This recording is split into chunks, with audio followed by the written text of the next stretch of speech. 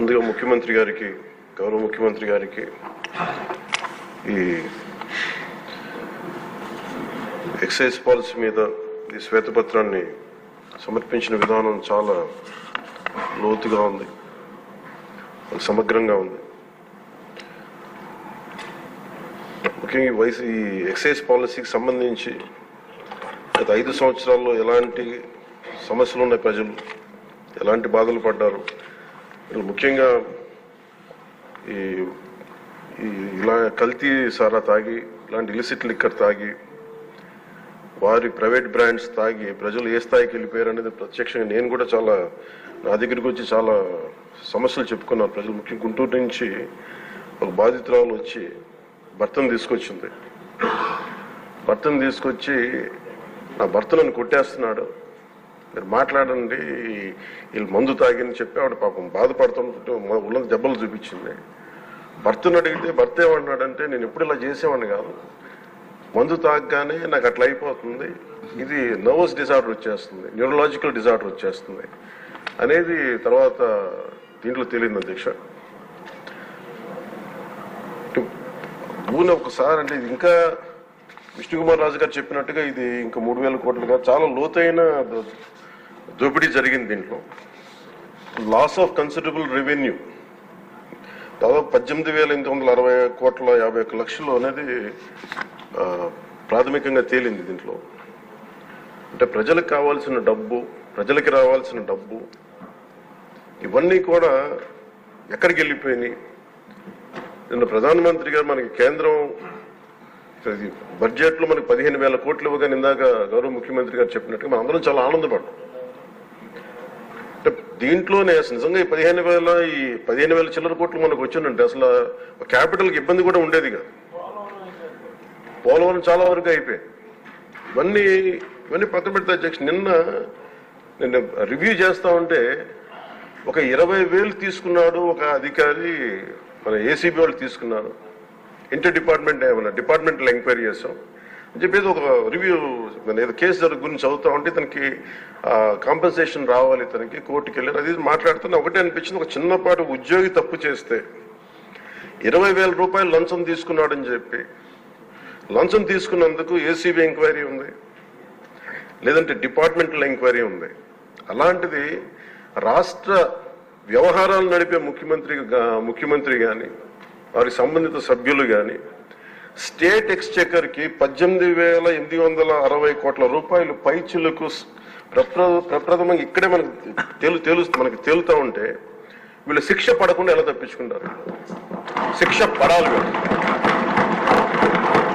మనకి నైతిక బలం, నైతిక హక్కు ఎలా ఉంటుంది అధ్యక్ష? మనకి ఒక అధికారి 20,000 రూపాయలు నువ్వు తప్పు చేశావని చెప్పి ఏసీబీకి పట్టిస్తున్నావు. వీళ్ళేమో దారుణంగా 18,000 కోట్లు అటు ప్రజల్ని కనీసం వాళ్ళ క్వాలిటీలు మన లిక్కర్ మనకి తాగాలని చెప్పి ఎవరిని మనం కూర్చోబెట్టి మనం పెంపొందించట్లా. ఓకే, ఒక వ్యసనం అనుకోండి, దానికి ఏదైనా పేరు పెట్టుకోండి. ముఖ్యంగా మనకి మద్యపాన నిషేధం అనేది చాలా చాలా కష్టమైన విషయం, ముఖ్యంగా ఆంధ్రప్రదేశ్.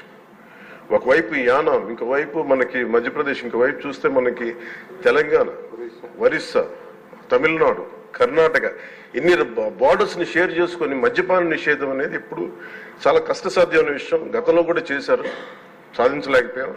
ఇప్పుడు రెగ్యులేట్ చేయాల్సిన అవసరం ఉంది. ఇందాక గౌరవ సభ్యులు బుచ్చయ్య చౌదరి గారు చెప్పినట్టుగా ఒకటి స్టేట్ ఎక్స్చెకర్కి లాస్ జరిగింది, ప్రజలకి ఆరోగ్యానికి హాని జరిగింది. దాంతోపాటు అసలు ఈ వ్యసనాన్ని తగ్గించే పరిధిలో కూడా కొంత ఉండాలి, కొంత బడ్జెట్ కేటాయించాలి. ముఖ్యంగా డీ అడిక్షన్ సెంటర్స్ కానీ వీటితో పాటు కేటాయించాలి. అది కూడా సూచన బుచ్చయ్య చౌదరి గారు చెప్పిన సూచన కూడా మనం పరిగణలోకి తీసుకోవాలి అధ్యక్ష.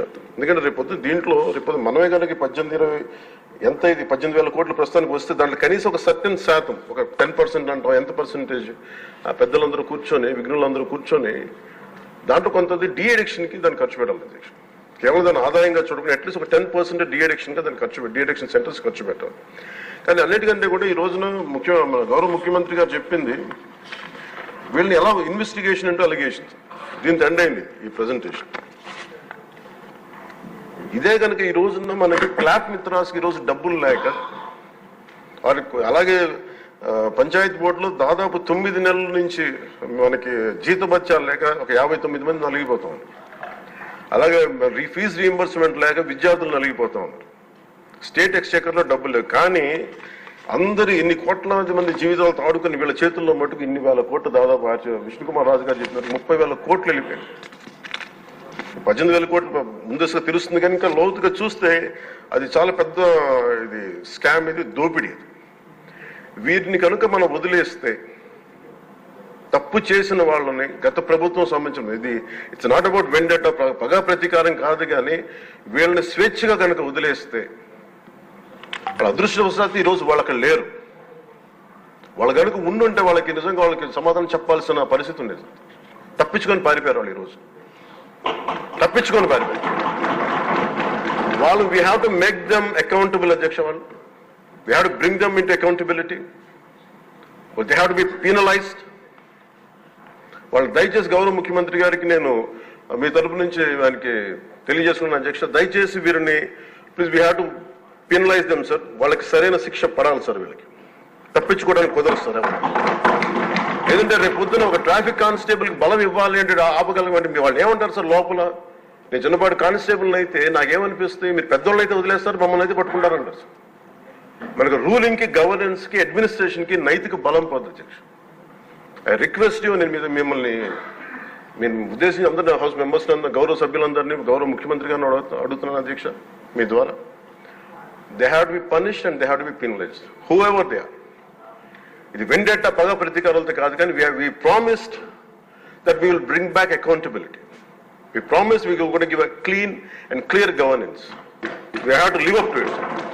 Thank you.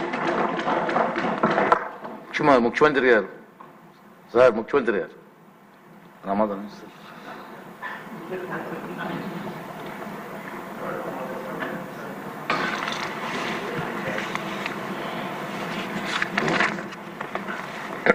అధ్యక్ష, చివరిగా మాట్లాడినటువంటి డిప్యూటీ సీఎం గారు అధ్యక్ష చాలా స్పష్టంగా ఆయన మీరు చెప్పారు. ఎందుకంటే అధ్యక్ష, ఒకటి తప్పు చేసిన వాళ్ళని పనిష్ చేయాలి, దర్ ఇస్ నో కాంప్రమైజ్. రెండోది, ఇప్పుడే విష్ణుకుమార్ రాజు గారు కూడా నేను చెప్పిన ఫిగర్కి డిఫర్ అయ్యా. అంటే రెండు విషయాలు ఇక్కడ రఫ్గా నాకు కూడా మా వాళ్ళు బ్రీఫ్ చేసి దాని ప్రకారం నేను ఆ ఫిగర్ చెప్పాను, ఇంత చేశారు అని. రెండు సైమల్టేనియస్గా stream 2 NDPL non duty liquor paid. అంటే ఏదైతే ఇంతవరకు కోన రవికుమార్ వాళ్ళు మాట్లాడారు, మ్యానుఫ్యాక్చర్ చేసి ట్యాక్సెస్ అన్ని కట్టకుండా బేసిక్ ప్రైస్తోనే షాపులో అమ్ముకోవడం. బేసిక్ ప్రైస్ ఎంత ఉంది? 16 రూపాయలు ఉంది. 220 రూపాయలు చేసే బాటలు 16% అంటే 40 రూపాయలు దగ్గర. ఎంత మిగిలిన దాంట్లో మొత్తం కలిసి 180 పైన మిగులుతుంది ఒక బాటల్కి. గవర్నమెంట్కి వచ్చేది, వాళ్ళకు పోయేది 16 రూపాయలు 100 రూపాయలకి, మిగిలింది గవర్నమెంట్కు 84% వస్తుంది. అలాంటిది పెద్ద ఎత్తున జరిగిందని నేనే చెప్పాను, లెక్కలు చెప్పాను. ఈ రెండు స్ట్రీములు లెక్కేసుకుంటే ఎంత జరిగిందో మనకు ఒక ఐడియా వస్తుంది.